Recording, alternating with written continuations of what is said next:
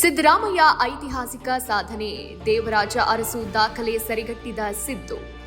ಮುಖ್ಯಮಂತ್ರಿ ಸಿದ್ದರಾಮಯ್ಯ ಅವರು ಕರ್ನಾಟಕದ ಇತಿಹಾಸದಲ್ಲಿ ಸುದೀರ್ಘ ಅವಧಿಯ ಮುಖ್ಯಮಂತ್ರಿ ಎಂಬ ದಾಖಲೆಯನ್ನು ನಿರ್ಮಿಸಿದ್ದಾರೆ.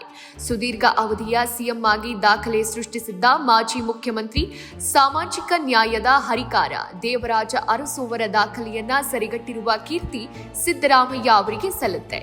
2 ಅವಧಿಗೆ ಮುಖ್ಯಮಂತ್ರಿಯಾಗಿರುವ ಸಿದ್ದರಾಮಯ್ಯ ಜನವರಿ 6ಕ್ಕೆ ಮುಖ್ಯಮಂತ್ರಿಯಾಗಿ 2792 ದಿನ ಪೂರೈಸಲಿದ್ದು, ಆ ಮೂಲಕ ದೇವರಾಜು ಅರಸು ದಾಖಲೆ ಸರಿಗಟ್ಟಲಿದ್ದಾರೆ.